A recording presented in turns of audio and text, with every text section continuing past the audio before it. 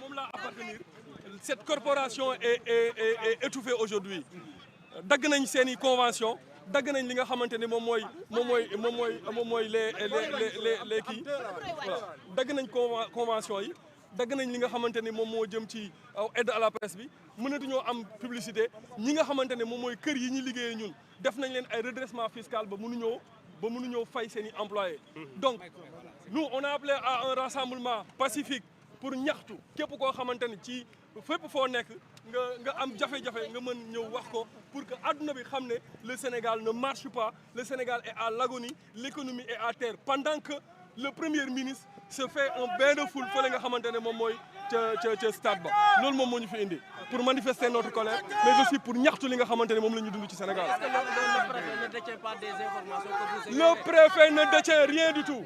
Tout ce qui se passe aujourd'hui ici au Sénégal, la responsabilité incombe au préfet. C'est le préfet qui est responsable de tout ce qui se passe. Lépp lu fi xew tey préfet mooy responsable parce que Ousmane Sonko n'a pas demandé une caravane. Manifestation le demandait à un lieu bien précis bu ñu xam bu fekkee ne Ousmane Sonko dafa war a def caravane génn c'est au préfet de lui dire de changer d'itinéraire. Pourquoi le préfet ragal Ousmane Sonko ñeme ñun askan wi et que alors que le préfet moom ki nga xamante ne moom lay servir mooy askan wi mais du Ousmane Sonko donc c'est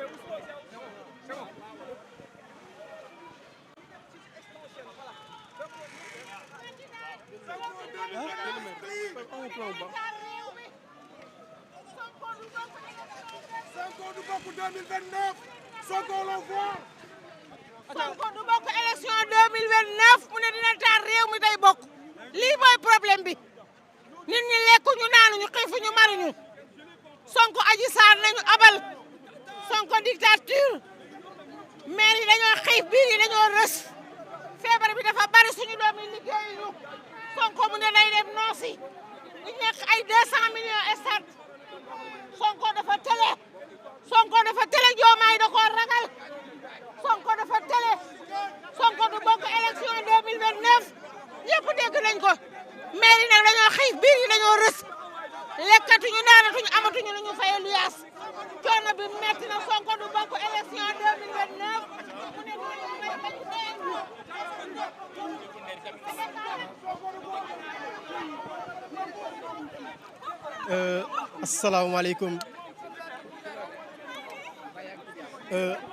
asalaamaaleykum Sénégal asalaamaaleykum les serviteurs ñu ngi leen di nuyu di leen ziar yéen ñëpp ak fu waay mën a nekk juste di wax que ni dañoo nekk si benn pays boo xam ne pays démocratique lañ nekk Sénégal bu ñu nekk nii dañoo nekk Sénégal boo xam ne kenn am na droit ñaxtu am na ko fi am nañu waxtu ñaxtu parce que li ñu gis ni nekk na loo xamante ni moom lañ yàgg a xeex dañ kaa nekk yàgg a xeex te yàgg nañ kaa xeex avec régime bi nga xam ne moo fi nekk nii tey bés bi ñu tollee ba tey jii nii régime Pastef di ñu delloowaat 20 ans si ginnaaw war nañoo war a mën a xoolaat suñu bopp parce que combat bi nii combat bi nga xamante ni Pastef ak le président de Pastef moom lañ yàgg a xeex kon mënu ñoo concevoir tey ñëw ba 2025 ñu ngi delloowaat 20 ans si ginnaaw loolu dafa ñaaw dafa ruslu sénégalais am na droit ñaxtu am na droit xeex d'autant plus mu nekk loo xamante ni du parti politique du dara parce que lay xew fee si Grand Yoff stade ba parti politique moo woote tey askan bi seen population bi woote jug ne leen gaa yi daje ñaxtu lu leen la ñuy ñaxtu dund bu seer bi lan la ñuy ñaxtu courant bu seer bi ñu leen la ñuy ñaxtu dàq bi nga xam ne ñu ngi koy dàq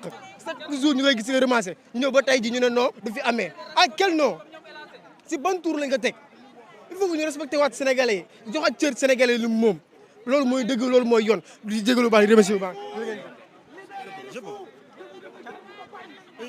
bon comme ni nga ko constaté ñoom seen déployé nañu donc sécurité boo xam ne peut-être mënoon na encadrer ñun suñu marche pour être honnête ñoom fii la ñu fanaan ñun ak ñoom ñoo fanaandoo fii nii ce matin gis ngeen à 11h le matin commencé def des arrestations man mi ci laa bokkoon donc même ñoo ngi lancé tamit Cheikh muy Cheikh Diatta mu nekk si rappel à l'ordre ba léegi ñoo ngi ko téye police commissariat bu Jëppal ñoo ngi demande tamit ñu bàyyi ko parce que li ñuy def suñu rôle li ñuy def donc droit moo ñu ko may c'est-à-dire que nag ñun on est prêt à donner donc notre âme on est prêt à tout donner parce que opposition la ñu nekk et opposition responsable dina depuis boobu ba léegi lu ñu fiy def sànq ba léegi et puis voilà et puis nag xeex bii ne day doog a commencé et puis après nañ ko ñun ak ñoom fii ba minuit et puis nag ñun au moins que gagné nañu benn avantage l' avantage bu ñu gagné mooy c'était quoi Sonko dafa annoncé woon ni fii lay jaar ci VDN bi lay jaar ñu taxaw fii depuis 11h nit ki du fi jaar kon tey atteindre nañ suñu benn objectif waxoon na si VDN lay jaar mais tey responsable opposition bi wane tax na mu changé jaar autoroute amaana nga bu teeloon def loolu noonu jaar autoroute lii yëpp duñu si fekk mais nag xeex la ñu woo on va tout donner et puis on est prêt pour donner donc loolu mu nekkoon bu fekkee amu leen benn question bu ci yokk supplémentaire. arrêtez ça. leader yi kenn gisu leen. loolu lay dëgg. drapeau bi na wàcc.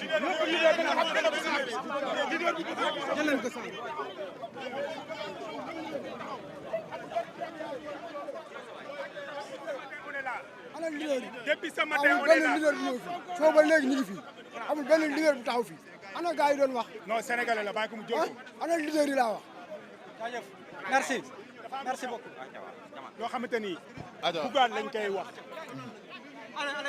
Bon, je suis venu en tant que citoyen sénégalais pour venir participer à cette mobilisation que le Niakhtou national a organisée. Je ne vois pas la raison pour laquelle on autorise une mobilisation d'une part et l'interdire d'autre part. Je pense que c'est anormal dans un pays où il y a la démocratie. Ce n'est pas normal. Je pense qu'aujourd'hui, les Sénégalais sont interpellés.